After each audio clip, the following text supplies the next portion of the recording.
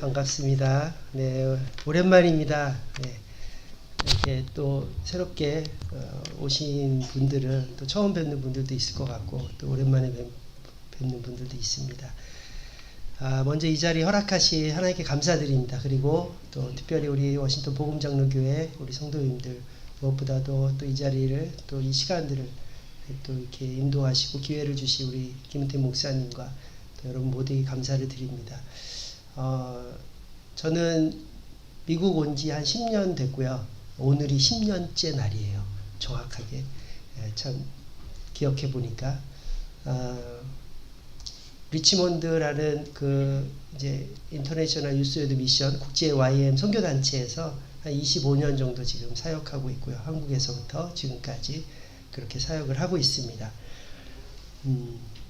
이 시간들이 지난 최근에 제가 사역했던 것들을 여러분하고 또 나누는 시간도 되겠지만 또 하나님께서 앞으로 저희 가정을 향해서 어떻게 이끄시고 인도하시는지에 대한 또 그런 부분에 대해서 함께 좀 나누고 또 하나님의 그 선하신 베푸신 은혜에 대해서 또 같이 기억하면서 또 기도하는 시간들 되었으면 좋겠습니다. 제가 잠깐 다시 한번 기도하겠습니다.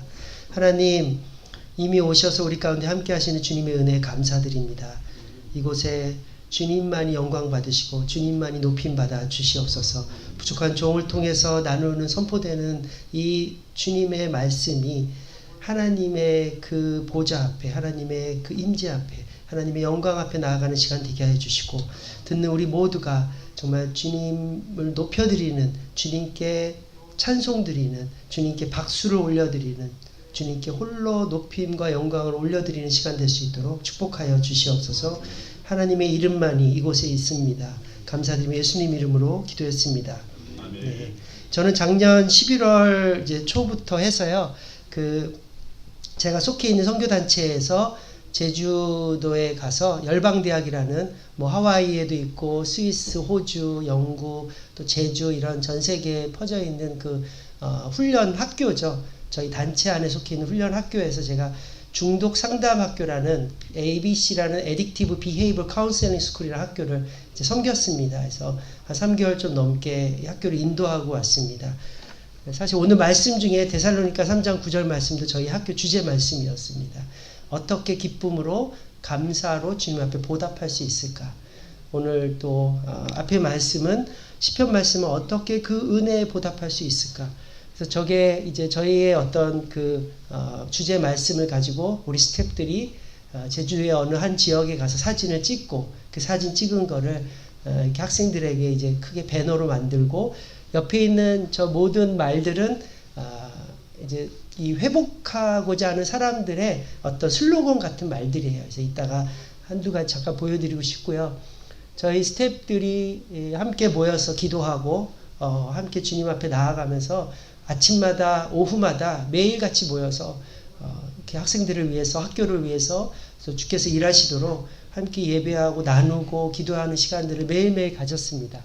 학생들이 교실에 앉아서 13분의 학생과 13분의 스태프들과 함께 26명이 매주 같이 2분이나 1분 정도의 강사님을 초청해서 학교를 인도하고 진행했고요.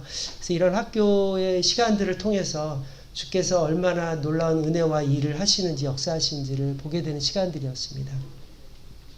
저희는 저희 단체 안에 속해 있는 상담 과정에 있는 중독 상담 학교라는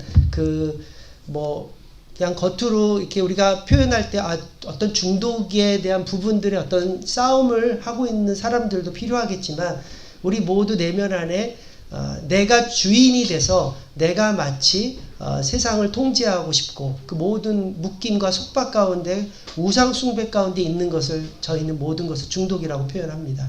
그렇기 때문에 어떤 마약을 하고 술을 마시고 어떤 도박을 하는 어떤 그런 중독의 의미를 훨씬 넘어선 우리의 삶 앞에 우리는 정말 무엇에 묶여 있나, 무엇에 속박되어 있나, 성경적으로 얘기할 때 그것을 우상 숭배라고 표현을 합니다. 그래서 이런 사역을 하려고 하는 사람들 뿐만이 아니라 사역자, 목회자, 선교사님들 또 일반 사람들이 다 와서 이런 훈련을 받습니다. 그리고 지난 2월 중순에 수료를 하고요. 지금 타이완으로, 대만으로 아우리치 중에 있고 타이완, 대만에 있는 현지인들, 목회자들 또 현지 사람들 대상으로 이제 계속해서 사역을 하고 있습니다. 아까 여러 가지 슬로건 중에 놓아 보내고 하나님이 하시게 하라. Let go and let God.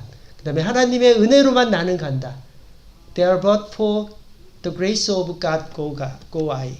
이 모든 부분들이 그러니까 우리의 모든 인생에 은혜 없이는 살 수 없고 하나님이 주인 되시지 않고는 우리가 살 수 없다라는 것을 우리가 계속해서 함께 그 슬로건 앞에 그 주제 앞에 그 말씀 앞에 나아가는 시간들입니다. 제가 오늘 말씀을 이제 시작하면서 제가 지난 이렇게 훈련받고 또 사람들을 돕고 또 인도하고 했던 부분들 또 앞으로 하나님께서 어떻게 일하실 거에 대한 부분들을 함께 여러분들하고 좀 잠깐 나누고 싶습니다. 오늘은 이제 우리가 어떻게 그 주님께서 주신 은혜를 보답할까, 그걸 어떻게 감사의 고백으로 올려드릴까 하는 그 질문 앞에 있다고 생각해요. 오늘의 질문은. 자, 저기에 이제 안주지대, 타성이라는 말이 나오는데요. 어느 옛날 그 강 기슭에 야자나무 숲속에 토끼들이 살고 있었습니다. 네, 토끼들이 이렇게 잠들어 있었어요. 그런데 갑자기 그 옆에 강에 그 야자나무에 잘 익은 야자가 텀벙하고 강물로 떨어졌습니다. 그랬더니 토끼가 자다 말고 갑자기 벌떡 깨니까 이게 무슨 일인지도 모르고 그냥 막 달리기 시작했어요. 모든 토끼들이. 그러다가 갑자기 자다 깬 노루가 또 깜짝 놀라서 토끼를 따라가고요. 호랑이가 따라가고 뭐 코끼리가 따라가고 뭐 온갖 동물들이 토끼를 따라가요. 동물들이 다 막 토끼를 쫓아서 막 열심히 달려요. 그런 다음에 어느 순간에 너무 지쳐가지고 어디에 딱 머물렀는데 갑자기 이 사람들이 아니죠. 이 동물들이 서로 얘기를 해요. 우리가 왜 이렇게 힘들게 여기 달렸지? 했는데 서로 모르는 거예요. 토끼 너 왜 이렇게 빨리 이렇게 먼저 달렸어? 그것도 몰라요. 영문도 모른 채 그냥 누가 뛰니까는 같이 모든 동물들이 같이 뛰기 시작합니다.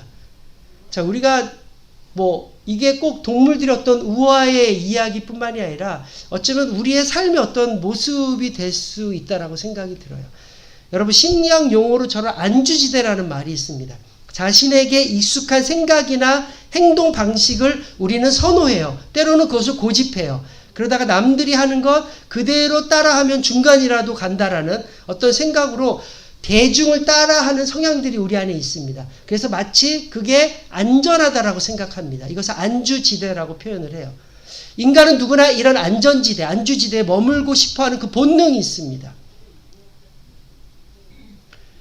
밤에 국도의 어두운 길을 맨 앞으로 가면요, 운전하기가 참 힘들어요. 운전하면서 껌껌하니까. 그러니까 되게 조심스럽게 가죠. 그런데 그 차에 바로 뒤에 쫓아가는 차들은 운전하기가 좀 편합니다. 그 뒤에 있는 빨간 뭐 미등을 보면서 불빛이 보이니까 그 차를 따라가거든요. 그래서 계속 쫓아가요. 그래서 열심히 쫓아갔더니 어느 순에 그 앞에 차에 집 게라지까지 쫓아갔다라는 이야기도 있습니다. 마치 우리의 인생이 남의 어떠한 삶에 또 누군가 하니까는 쫓아하는 이런 모습들이 혹시는 있지 않은지, 이것을 타성에 젖는다고 얘기해요. 그래서 안주지대는 타성이라는 말하고 연결을 또 할 수 있습니다. 새로운 것을 바라보거나 것을 개척하거나 뭔가 새로운 것을 시도하거나 도전하는 것이 굉장히 어려운 우리의 삶의 모습. 전부는 아니죠. 어떤 사람은 도전하는 걸 좋아하고 개척하는 걸 좋아하고 새롭게 옮기는 것을 좋아하는 분들도 있을 거예요. 그런데 기본적으로 그런 안주지대에 머무르려고 하는 우리의 그런 본능이 있다라는 것이 있습니다. 자, 우리의 어쩌면 이것이 때로는 위험할 수도 있고 어려운 상황들이 일어날 수도 있겠죠. 익숙한 것들로부터 근데 우리는 결별이 필요합니다. 분리가 필요해요. 때로는 익숙한 것에서부터 따로 이렇게 새로운 곳으로 나오는 것도 필요합니다. 나무는요, 꽃을 버려야 열매를 맺어요. 강물은요, 강을 버려야 바다로 흘러갑니다. 저희는 이제 오늘이 3월 12일 날 저희가 13년 3월 12일 날 미국 땅에 딱 들어왔어요. 저희 가족이. 그때 창세기 12장 1절 너희는 너희 본처 친척 아비집을 떠나라는 주님의 말씀의 명령 앞에 우리가 이 미국으로 왔습니다. 그 전에 15년 동안 선교단체 있으면서 한 20개국 이상의 이렇게 나라들을 다녔어요. 뭐 1년, 6개월, 3개월 이런 식으로 단기로 다니면서 저희가 전문으로 하는 그런 회복사역, 상담사역을 계속 각 나라마다 그 땅을 밟으면서 현지인들을 대상으로 사역을 했습니다. 우리 안에 이 10년이라는 시간 앞에서 하나님이 이미 10년 전에 이 땅으로 올 때 너희가 한 10년 정도를 미국에서 또 다른 트레이닝과 또 다른 준비됨과 또 다른 어떤 선교의 사역들을 계속해서 이 땅에서 하는 것뿐만이 아니라 또 그 다음에를 위한 또 시작들을 할 거라고 말씀하셨어요. 그러고는 저희가 올 하반기에 이제 태국 땅으로 이동을 하게 됩니다. 어쩌면 하나님이 이 10년이라는 시간들 또 기간을 마음을 주셨던 것들이 거의 딱 맞아 떨어지는 지금 이 과정 속에 있고요. 트랜지션이라는 시간 앞에 있어요. 참 나라와 나라를 옮긴다는 건 쉬운 게 아닌 것 같아요. 저희가 한국에서 미국으로 올 때 미국이 세상적으로 볼 때 사람들이 볼 때 참 좋은 땅이고 좋은 나라이고 풍족하다라고 얘기했지만 저희가 10년을 선교사로 이 땅에 살면서 이 땅이 가장 선교적 나라예요. 선교지예요. 어떤 면에서 여러분들도 사시면서 느끼실 거예요. 그런 어떤 부분들을 봤을 때 저희가 그렇지만 여기에서 또 다른 어떤 익숙함이 생겼습니다. 물론 10년 있었다고 막 굉장히 모든 것들이 뭐 좋아지고 나아진 건 아니지만 그럼에도 또 익숙해지는 것이 있었어요. 근데 10년 만에 다시 또 새로운 문화, 새로운 언어, 또 새로운 사역을 위한 이렇게 옮겨가는 이 과정 앞에서 우리 안에 정말 제 안에 필요한 게 뭔가라는 생각이 들었어요.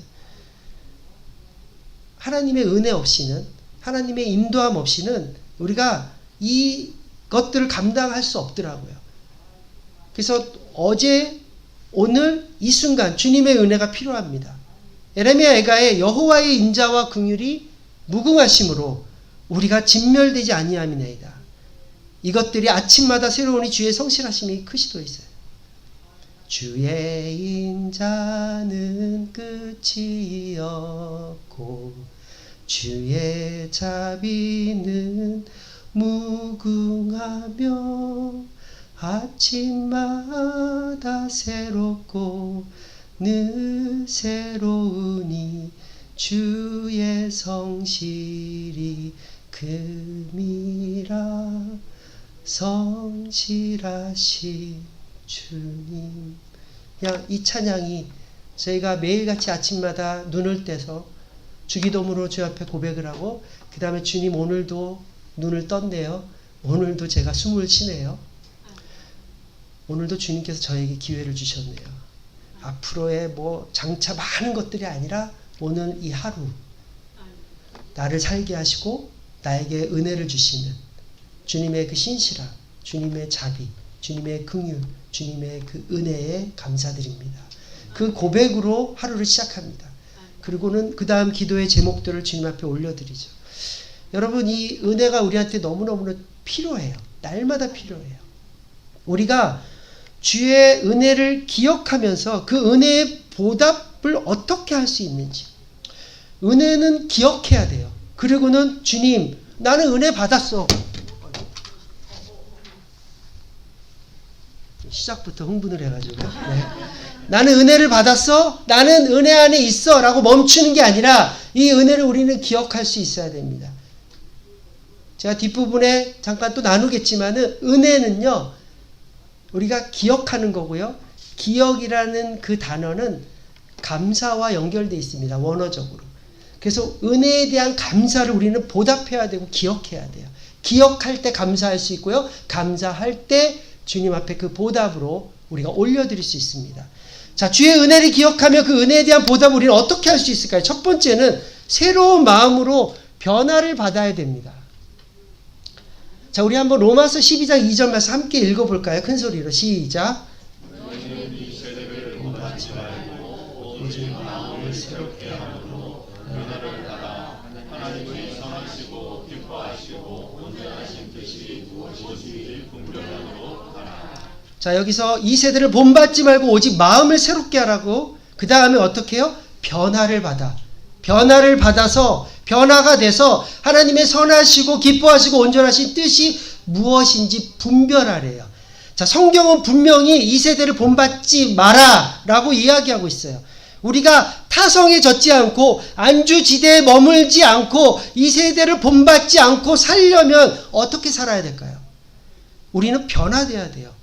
우리는 변화해야 됩니다. 그런데 인간이 변화되는 게 정말 힘들어요. 사람이 변화된다는 게 정말 쉽지 않아요. 우리의 힘으로 변화될 수 없습니다. 성령님이 우리 가운데 역사하지 않으시면요, 변화되는 게 너무너무 힘들어요. 저와 아내가 어느 날 이야기를 나누다가 서로 의견이 안 맞아서 갈등이 생겼어요. 저희 아내가 너무 화가 났어요. 씩씩거려요. 그러더니 딴 곳으로 가더니 정말 이렇게 달라도 너무 달라 막 이러면서 혼자 그러다가 갑자기 주님께로부터 계시를 받았어요. 이게 주님께로부터인지 누구한테 들은 건지 모르겠지만, 사람이 변하면 빨리 죽는다던데 내 남편이 빨리 변해서 빨리 죽는 게 나은지 아니면 안 변하고 나와 평생을 같이 사는 게 나은지, 갑자기 차라리 안 변하고 평생 나랑 같이 사는 게 낫다라는 생각을 했대요. 그런데 갑자기 사람이 화난 얼굴로 저한테 오더니 그 씩씩거렸던 얼굴에서 바뀌더니, 여보 안 변화도 좋으니까 그냥 오래오래 살아. 괜찮아. 변하지 마. 나와 함께 아주 오래 살자. 근데 제가 그 말에 내가 더 변해야겠다.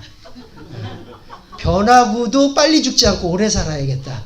두 가지를 내가 다 하고 싶더라고요. 자, 여러분, 내가 변해야겠다라는 건 사실 내 중심이지만 제 마음에서 제가 주님으로, 성령으로 변화되기 원합니다. 회복되기 원합니다. 이 변화의 여정들을, 변화를 받지 않으면요, 우리는 어쩔 수 없이 이 세대를 본받는 삶을 살 수밖에 없습니다. 이 세대를 본받는 사람은 형식적인 신앙을 할 수밖에 없어요. 형식적으로 신앙생활 오래오래 하는 거 함정에 빠질 수 있습니다. 모태신앙 함정에 빠질 수 있습니다. 정말 날마다 나는 변화되고 사는지, 2020여 년 살면서 2023년에 이 새로운 이 해에 지난 1월이 아니라 2월이 아니라 지금 살고 있는 이 3월에 나는 얼만큼 변화되어 살고 있는지, 그냥 의무나 습관으로 교회에 와서 그냥 봉사할 수 있고 예배 드릴 수 있습니다. 그런데 그냥 똑같을 수가 있어요. 하나도 변화되지 않는 삶으로. 나의 믿음, 나의 삶의 모든 모습들, 행동들, 그 안에 사랑과 기쁨이 얼마나 있을까요?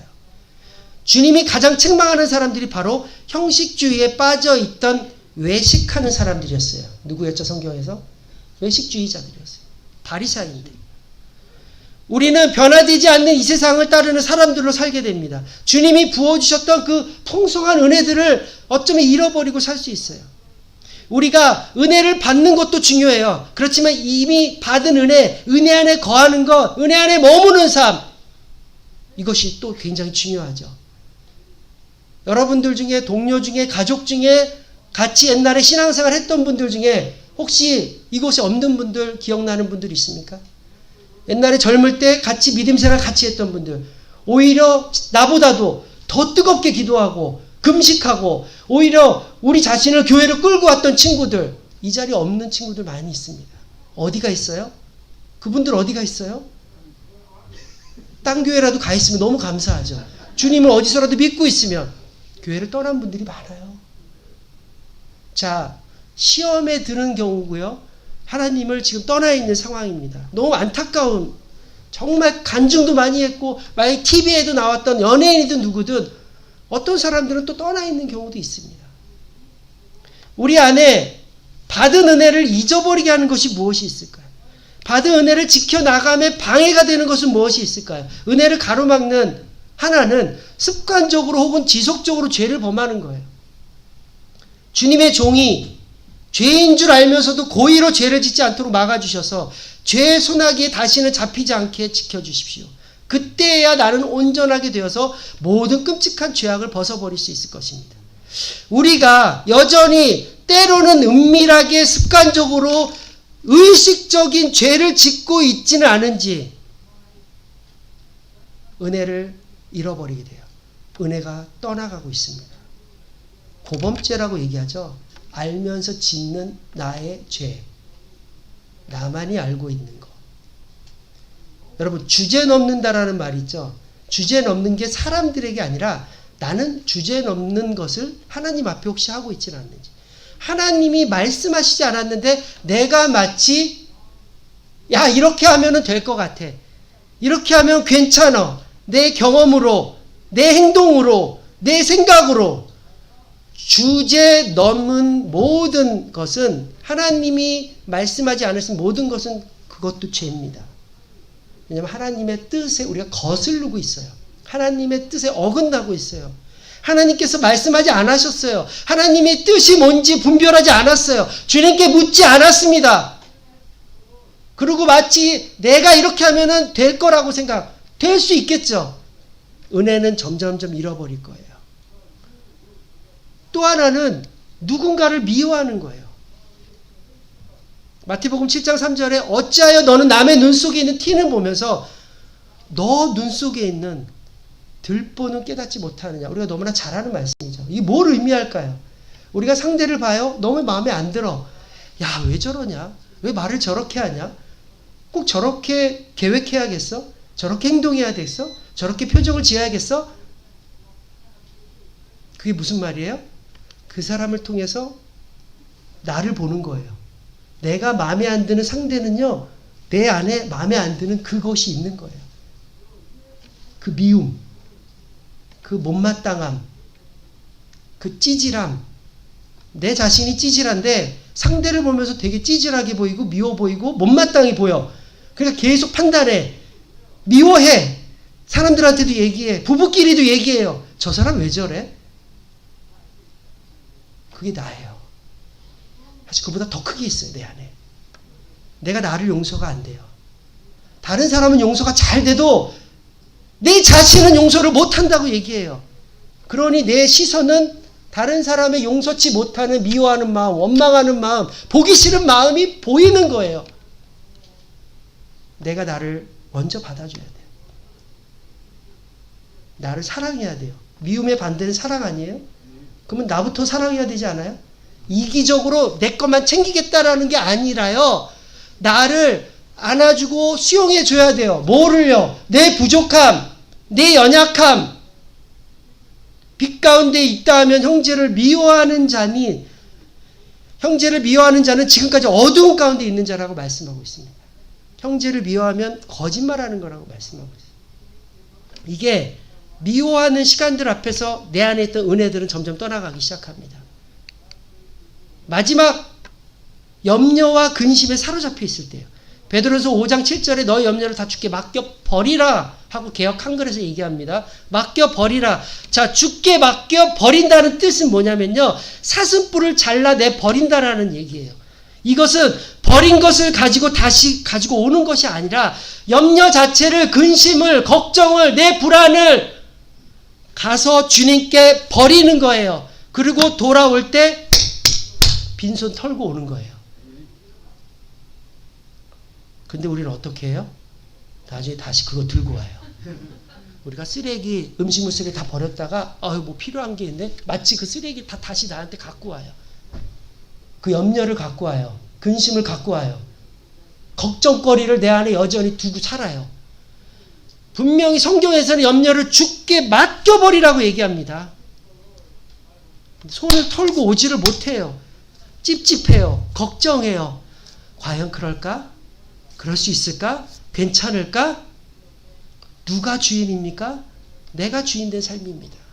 염려를 내가 취하고 있어요. 그분이 주인이시고 그분이 전능자이시고 그분이 왕이시고 그분이 역사의 주관자이신데, 자, 초대교회에서는 염려하지 않는 사람들, 제가 여기는 안 했네요. 염려하지 않는 사람들을 무슨 말이냐 하면 한번 따라해 보세요. 티테디오스. 자, 한 번 더. 티테디오스. 티테디오스라는 뜻은 염려하지 않는 사람들이란 뜻이에요. 자, 티테디오스 요한, 티테디오스 바울, 그 당시 그랬습니다. 걱정하지 않는 사람들. 여러분들 이름에 티테디오스가 붙기를 축복합니다. 염려를 주께 맡겨 버리기를 원합니다. 그거를 다시 가져오지 않기를 원합니다. 염려하기 시작할 때 우리의 은혜는 떠나가기 시작해요. 주님이 나에게 주신 은혜는 없어지기 시작합니다. 자, 우리 옆에 분들 이름 혹시 아세요? 티테디오스 누구? 한번 해주세요. 티테. 네. 그 자기 자신한테 티테디오스 대종, 티테디오스 누구 한번 해보세요. 말이 좀 어려운데 우리 티테디오스 잊지 않으셨으면 좋겠어요. 초대교회 사람들은 예수님이 우리의 자신들의 주인이셨고 자신들의 모든 삶의 주관자였다는 걸 믿었습니다. 그래서 염려가 떠나가기 시작했어요. 다 바뀌었습니다. 저희 아들이 지금 대학교 2학년, 이제 3학년 되는데 2학년 학교 생활을 하면서 혼자 렌트비나 생활비를 열심히 아르바이트해서 이제 혼자서 열심히 살아가고 있어요. 그러다 엄마랑 통화를 하다가 엄마 정말 저는 돈 걱정 안 하고 살고 싶어요. 저희 아내가 돈은 잘 있으니까 괜찮아. 네가 돈 걱정까지 할 필요 없어. 걱정과 염려를 내려놓으셔야 됩니다. 저희는 여전히 이 싸움들을 하는 것 같아요. 저한테도 선포는 하지만 티테디오스 대종. 그런데 태국으로 또 갈 준비를 하다 보니까 아이들을 놓고 가야 되고 우리의 사역의 부르심 앞에 준비를 해야 되니까 많은 어떤 것들이 우리를 또 생각하게 하고 또 기도하게 하는 것 같아요. 그렇지만 이 믿음의 발걸음들을 또 내딛습니다. 그리고 준비하기 시작해요. 하느님이 우리를 왜 부르셨는지, 선교사의 삶이 무엇인지, 그리고 왜 이 회복을 향한 이 은혜 앞에 우리가 나아가야 되는지. 회복은 원래의 자리로 돌아가는 겁니다. 무너져 있던, 멀어져 있던 우리가 만나야 되는 그 영혼들, 어쩌면 우리는 그 태국 현지인들보다는 그곳에 계신 그 지역에 많이 중국이나 인도나 추방되어 있는 수많은 한국 선교사님들, 사역자들을 만날 일들이 많을 것 같아요. 그분들이 다시 한번 마음을 일으키고 재도전하기 위해서 그들의 많은 무너져 있던 힘들어하는 여러 상황들에 대해서 다시 회복시키는 일들 가운데 저희를 부르셨습니다. 어쩌면 이 시대에 각 선교의 어떤 패러다임은 바뀌고 있어요. 우리가 오지로 가서 거기에 있는 현지인들을 세례를 주고 교회를 세우는 것도 물론 중요합니다. 그것이 하나의 큰 선교였어요. 그런데 여러분, 이 미국 땅에 많은 그런 제3개국에 있는 사람들이 옵니다. 몽골 사람들이 옵니다. 아프리카 사람들이 옵니다. 여기에 있는 사역자들이 그들을 대상으로 그들을 제자 훈련시켜서 그들을 다시 그 나라로 보내요. 제가 왜 한국 이 사역자들을 회복시키느냐, 이 영적인 리더 한 명이 회복돼서 다시 한번 일어나서 다시 원하는 그 선교지에 갔을 때 한 목회자가, 한 선교사가 세워지는 것이, 다시 회복되는 것이 얼마나 이 시대에 필요한 건지. 하나님은 영적인 리더들을 계속해서 세우기 원하세요. 사단은요, 그 영적인 리더들을 계속해서 무너뜨리길 원합니다. 이 싸움 앞에 있습니다. 그래서 무너지는 수많은 목사님들, 선교사님들, 그 사람의 행위를 보고 우리가 탓할 게 아니라 이 전쟁 앞에 우리가 눈을 들어서 무엇을 분별해야 되는지가 더 중요하다고 생각해요. 그래서 그 영혼들을 향하여 다시 회복되십시오. 그래서 여러분들이 저희 어떠한 사역이 YM 예수전도단 어느 나라 태국 이러면 마치 태국에 대한 어떤 초점이 있을 수 있지만 저희는 태국과 그 모든 미얀마, 라오스, 캄보디아, 베트남 그 중심으로 한 수많은 지금 한국 선교사님들이 거기에 사실 선교를 못하고 계세요. 그냥 머물고 계세요. 본국으로도 못 돌아갑니다. 그분들이 한국으로 돌아갔을 때는 모든 선교원금 끝나고 살아갈 수가 없습니다. 미국하고는 달라요. 상황 자체나 시스템이. 그래서 그런 분들을 위해서 저희가 찾아갑니다. 이미 4년 전에 갔을 때 그런 사역을 시작했고 그런 분들을 만났어요. 그들의 그 목마름을 들었습니다. 그들의 호소를 들었습니다. 그들의 고통을 들었습니다. 우리가 그래서 그 분들에게 하나님의 은혜를 나누기를 소망합니다. 주의 은혜를 기억하는, 그래서 그 은혜를 보답하는 거의 두 번째는요, 겸손함으로 주의 능력을 나누는 자가 되어야 돼요. 우리가 너무나 잘 아는 말씀이죠. 크게 한번 읽어볼까요? 빌립보서 4장 13절 시작.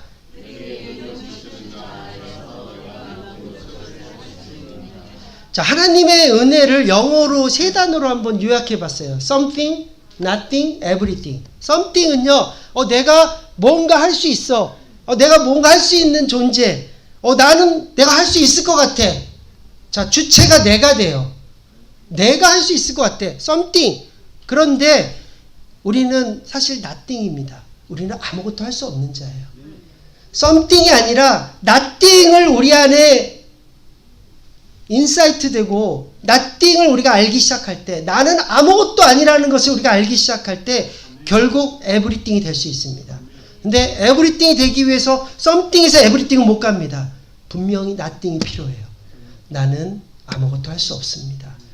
그 안에 하나님의 은혜가 있습니다. 그 구함 앞에, 간절함 앞에, 목마름 앞에 하나님의 은혜의 역사가 있어요. 그래서 내가 모든 것을 할 수 있게 되는 것입니다. 그럴 때 능력의 사람이 돼요. 이미 하나님은 우리에게 능력을 주셨습니다. 주님, 저에게 능력을 주십시오 라고 기도하지 마세요. 이미 능력이 있습니다. 근데 내가 주인 되어서, 내가 교만해져서 내가 할 수 있다라고 할 때는 그 능력은 나타나지 않아요. 그 은혜는 다 떨어져 있습니다.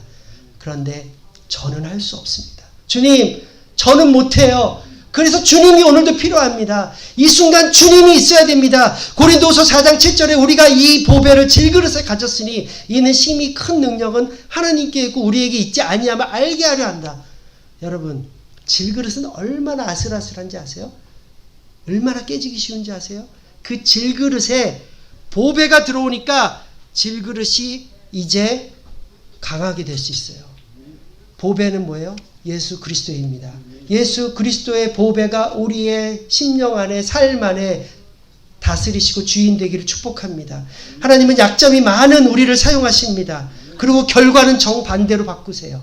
약점이 많은 것을 통해서 하나님이 하시고자 하실 일들로서 주님께서 일하십니다. 야, 저 사람 보니까 참 힘도 없고 되게 약하고 아무것도 못할 것 같았는데 저 일을 하네. 그 안에 하나님이 계셨기 때문에 그 일을 감당하실 수 있던 겁니다. 부족한, 약한 우리를, 그 질그릇인 우리를 능력으로 바꾸십니다. 불같은 성질의 모세를 이 땅에서 가장 온유한 사람으로, 자존감이 낮은 기드온을 큰 용사로 세우셨습니다. 두려움이 많았던 그 아브라함을 향하여 모든 믿는 자의 조상이 되게 하셨습니다. 충동적이고 의지가 약한 베드로를 반석으로 세우십니다. 간음했던 다윗을 내 마음에 합한 자로, 거만한 요한은 사랑의 사도로 바꿔주십니다. 하나님은 인간의 눈을 만드실 때 가운데의 까만 부분과 밖에 흰자, 하얀 부분을 만드셨어요. 하나님께서는 검은 자 위를 통해서 사물을 바라보는 식별을 하게 하셨습니다. 탈무드에서 그 의미를 이렇게 해석을 하죠. 너의 인생이 아무리 어둡고 힘들지라도, 너의 현실이 눈동자와 같이 캄캄하고 아무것도 보이지 않을지라도 낙심하지 마라, 절망하지 마라. 그 어둠을 통해 오히려 밝은 미래를 볼 수 있다라고, 우리의 눈이 어떠한 의미를 나타내는지, 어떠한 것을 볼 수 있게 해줄 건지에 대해서 탈무드는 이렇게 해석합니다. 우리 안에 고통스러운 가시가 있을 수 있어요. 저와 여러분에게 각자 연약함이 있을 수 있습니다. 그것이 육체의 질병으로 있을 수 있고요. 어떤 사람은 자녀의 문제, 가족의 문제, 또 경제적인 문제, 남모르게 아픔을 가지고 있는 그 고통 속에 있는 문제가 있는 우리가 있습니다. 우리들이 있습니다. 그러나 나와 함께 하시는 하나님께 감사하고 나를 구원해 주신 그 하나님 앞에 우리가 감사하면서 그분이 능력이십니다. 그분이 나의 주인이십니다. 그 은혜에 내가 오늘도 걸어갑니다라고 고백하는 것이 필요합니다. 세 번째, 주의 사랑과 축복을 나누는 자가 되기를 바랍니다. 고린도전서 4장 7절에 누가 너를 남달리 구별하였느냐? 내게 있는 것 중에 받지 아니한 것이 무엇이냐? 내가 받았은즉 어찌하여 받지 아니한 것 같이 자랑하느냐? 하나님은 우리에게 정말 많은 걸 주셨어요. 하나님의 본성은 주는 거지만 우리의 본성은 받는 거예요. 그래서 우리는 받기만 원합니다. 하나님이 막 축복을 주셨어요. 그러면 우리는 축복을 준 자가 누군지를 보지도 못하고 축복만 바라보게 돼요. 그러다 보니까 이스라엘 백성들이 그 축복 속에서 하나님을 못 보면서 나중에 우상을 섬기기 시작하는 일들이 계속해서 일어나죠. 자, 축복이 어디서부터 왔는지가 중요합니다. 나의 근원이 어디인지. 여러분, 은혜는요, 사람들로부터 은혜의 어떠한 통로가 될 수가 있어요. 근데 은혜의 원천은 바로 하나님이십니다. 은혜의 근원은 하나님이세요. 축복은 하나님께로부터 옵니다.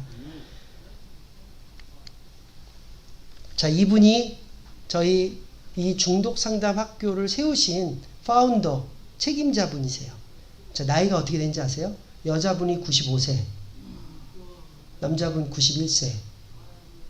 자, 콜로라도에서 의사 생활을 하시다가 훈련 받으시고 하나님 앞에 선교사로서 헌신하셔서 40년을 넘게 자비량으로서 전 세계를 다니시면서 전 세계에 있는 그 중독과 관련된, 미국에서 이미 알코올 중독 협회에서 일을 하셨던 분이 이제 선교사로서 중독 사역을 지금까지 40년 하셨어요. 덴버에서 비행기를 타고 해가지고 제주도까지 오셨습니다. 95세 나이에. 대단하지 않아요? 여전히 체력적으로 연약한 부분이 있고 아픈 부분이 있지만 이분들을 통해서 정말 얼마나 이 선교사적 삶이 무엇인지 자기의 것을 내려놓고 저희가 기꺼이 언어해드리는 시간을 가졌어요. 존경을 해드렸어요.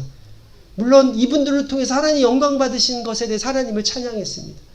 수백 명의 사람들이 같이 그 시간들을 가졌습니다. 저희 학교뿐만이 아니라 우리의 어떠한 선배로서, 이거는 우리의 어떤 단체가 아니라 우리 모두의 정말 하나님 나라를, 또 하나님 영광을, 그 중독을 향한 고통 가운데 있는 영혼들을 향해서 나아갔던 어쩌면 영적인 선배와 같은 이분들을 통해서 하나님이 어떻게 일하셨는지를 우리가 보게 됐습니다. 하나님의 손길, 하나님의 은혜가 이분들을 통해서 끼쳤습니다. 이렇게 사람에게 받은 은혜, 사람을 통해서 우리가 같이 그 은혜를 누리고 우리가 도전을 받고 또 존경과 사랑과 감사를 표현했지만 우리는 사실 하나님께로부터 받은 은혜를 기억하는 것이 너무나 중요합니다. 우리는 작은 은혜는 잊어버리기 쉽지만 큰 은혜 또 잊어버리지 않는다라고 말해요. 그러나 실제로 큰 은혜를 잊어버리는 경우가 또 너무 많이 있어요. 하나님의 은혜는 너무 크니까 마치 당연한 것처럼 생각해요. 그래서 사람들로부터 받은 은혜에 우리가 더 초점을 맞출 때가 있습니다. 하나님의 은혜를 기억했으면 좋겠어요. 여러분, 우리가 그 하나님께 시선을 놓치잖아요. 그러면은 내가 주인이 돼요. 그래서 하나님을 바라보던, 하나님과 눈과 눈이 마주쳤던 그 시선에서 고개를 숙이면 내가 보죠? 내가 보여요. 그러면 그게 이기적인 거고 그게 자기 중심적이 되는 겁니다. 인간이 너무나 이기적이에요. 나만 생각해요. 그래서 주인을 바라보지 못하면 혼미해져요. 그래서 초점의 반대를 혼미라고 얘기합니다. 시선이 흐려져요. 그래서 내가 모든 걸 통제하려고 그러고 내가 할 수 있다라는 인생의 우리의 삶의 주인 노릇을 많이 하게 됩니다. 마지막으로 우리가 주의 은혜를 기억하여 그 은혜에 대한 보답을 어떻게 할 수 있는지에 대해서 우리 각자에게 주신 역할과 사명에 헌신하는 삶이 되어야 됩니다. 여러분은 지금 무슨 일을 하고 계세요? 어디에서 날마다 어떤 인생을 살고 계십니까? 그 자리가 바로 선교지예요. 여러분, 선교사는요, 저희가 어디 가서 태국이든 어느 나라에 가서 있는 게 선교사가 아니에요. 우리 모두가 선교사입니다. 여러분가 계신 곳이 선교지입니다. 그게 어떻게 우리가 영향력을 끼칠지, 바로 선교는 예배가 없는 곳을 예배가 있도록 다시 한번 세워주고 일으켜주는 게 선교예요. 그렇다면 그 선교의 의미가 뭐냐면 내 아내가, 내 남편이, 내 아이가, 아니면 내 이웃이 주님을 예배하지 않고 있어요. 자기를 예배하고 있어요. 자기를 원하여서 살고 있어요. 자기의 뜻대로 살고 있어요. 자기가 좋아하는 거로 정말 좋은 직장과 좋은 연봉과 좋은 인생을 산다고 얘기해요. 그렇지만 하나님은 예배하지 않아요. 그러면 우리는 선교사로서 그에게 다가가야 됩니다. 내가 삶의 예배로서 모습을 보일 때 그 영향력이 흘러가면서 나의 선교사의 삶이 시작된다고 믿습니다. 여러분, 이거를 놓지 않으셨으면 좋겠어요. 예배가 없는 곳에 내가 예배를 어떻게 다시 일으킬 것인지. 물론 미지의 많은 영혼들이, 주님을 몰랐던 사람들이 주님 복음을 전하면서 세례를 받고 예배하기 시작했어요. 그것도 하나의 선교겠죠. 그렇지만 우리의 얼마나 많은 곳곳에 선교 현장인지를 기억했으면 좋겠어요. 선교는 선교사가 하는 게 아니라 선교는 교회가 합니다. 그래서 여러분들은 저는 그냥 거기에 저희는 있을 뿐이지 진정으로 같이 선교에 같이 동역하는 것은 우리 모두의 역할이라고 생각해요. 그래서 정말 오늘 목사님이 기도해 주시면서 이 후원하는 선교사들, 기도해 주는 선교사들에서 이렇게 매주 같이 기도를 해 주시는구나. 어쩌면 그거에 또 하나의 선교에 하나의 그 자리에 서 있다고 생각이 들어요. 여러분들이 그냥 나는 성도고 나는 선교와 관심이 없어. 아니에요. 우리 모두가 선교사입니다.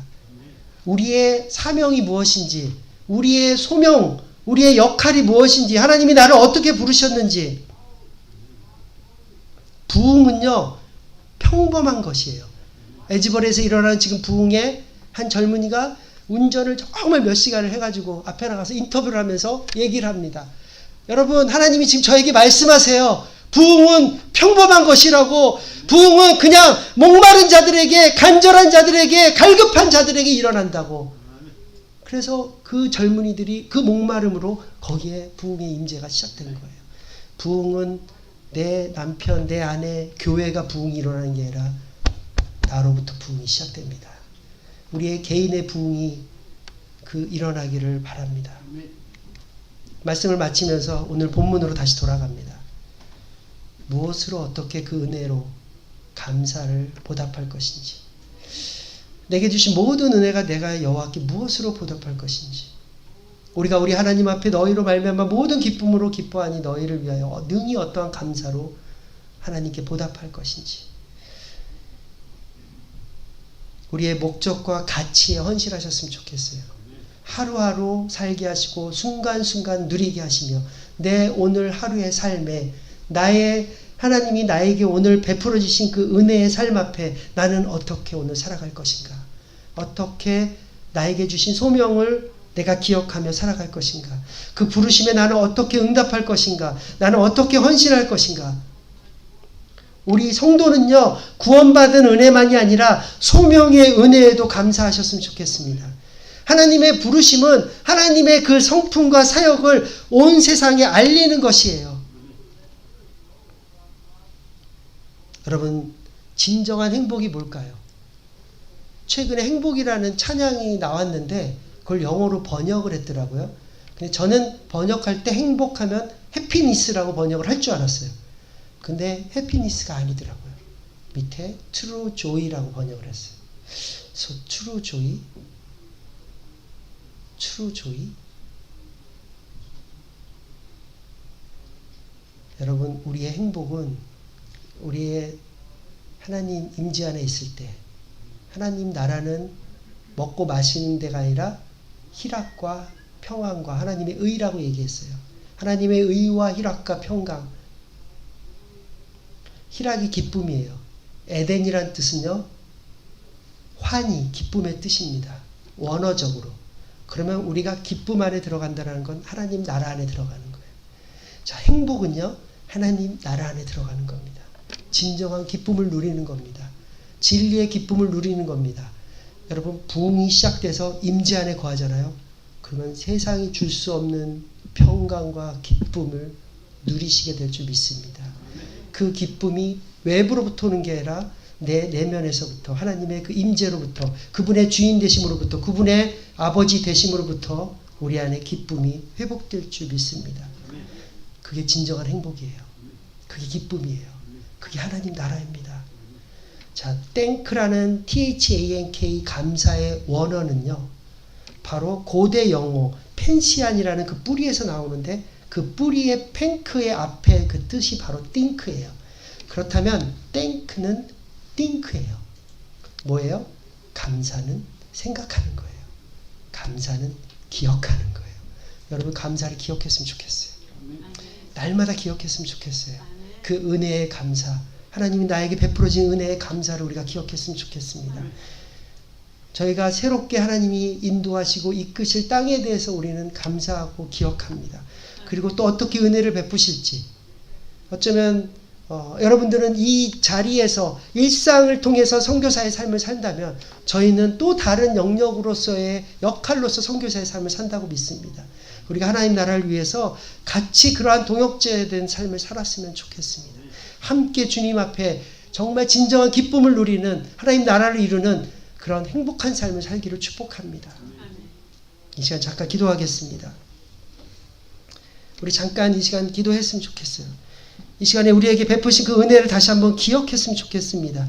방금 나눈 대로 기억한다는 것은 바로 감사한다는 거예요. 여러분 어떠한 은혜에 대한 보답을 하기를 원하십니까? 내가 무엇으로 보답할까? 내가 무엇으로 그 감사를 할까? 주님 앞에 이 시간 고백했으면 좋겠습니다. 주님, 나를 이 자리 가운데 있게 하신 주님 앞에 감사의 고백을 드립니다. 주님 은혜 가운데 계속해서 우리 안에 머물지 못하게 하고 은혜를 방해했던 것들을 이 시간 회개합니다. 우리 먼저 좀 회개할까요? 아까 3가지 얘기했죠. 내가 습관적으로 지속적으로 죄인 줄 알면서 지었던 죄들, 그 다음에 남을 미워하고 원망했던 것들, 그 다음에 내가 근심과 걱정 안에 있었던 것들, 주님 이 시간 회개합니다. 은혜가 이것들로 인해서 떠나가지 않게 하여 주시옵소서. 우리 같이 기도하며 나아가겠습니다. 함께 기도하겠습니다. 하나님 아버지, 내 안에 있었던 그 온갖 그 걱정과 불안과 근심으로 하나님 정말 내 안에 있던 은혜가 떠나갔던 모든 것들을 이제는 주님 앞에 회개하며 나아갑니다. 하나님 습관적으로 내 안에 있었던 그 모든 고범죄들을 이 시간 회개하며 나아가오니 아버지 이 시간 임하여 주시고 성령께서 이 시간 함께하여 주시고 하나님 누군가를 계속해서 판단하고 비판하고 미워했던 모든 영역들을 주님 이 시간 회개하오니 주님 용서하여 주시옵소서. 하나님의 은혜가 우리의 인생에 우리의 삶에 날마다 멈추고 날마다 있게 하여 주시옵소서. 우리가 주님 앞에 우리의 은혜를 어떻게 보답할 것인지 나아갈 수 있도록 주님 인도하여 주시옵소서. 주님 우리가 겸손함으로 나는 할 수 없다라는 것에 대해서 고백하며 나아가게 하여 주시옵소서. 주님의 은혜가 오늘도 필요합니다. 주님의 그 은혜가 오늘도 우리께 새롭게 임하게 하여 주시옵소서. 주님 인도하여 주시옵소서. 우리 한 번만 더 기도하고 싶습니다. 주님 마음을 새롭게 변화된 삶을 살게 하여 주시옵소서.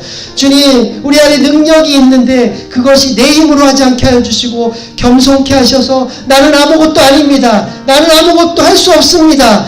그래서 주님이 필요합니다. 보배 되신 주님이 필요합니다. 주님 나로부터 주의 사랑과 축복이 흘러가게 하여 주셔서 하나님 받는 자 되게 하지 않게 하시고 흘려보내는 자 되게 하여 주시옵소서.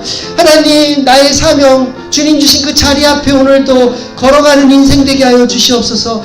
우리 좀 주님 앞에 우리가 보답해야 될 것이 무엇이 있는지 고백하며 감사함으로 나아갔으면 좋겠습니다. 한 번 더 기도하겠습니다. 주님 오셔서 이 시간 함께하여 주시옵소서. 내 인생에 주님 무엇으로 주님 앞에 보답해야 되는지 계속해서 알려주시고 성령께서 인도하시고 다스려 주시기 이 시간 기도합니다. 주님 새롭게 하시고 역사하여 주시옵소서. 주님 인도하시고 함께하여 주시옵소서. 주님 역사하시고 다스려 주시옵소서.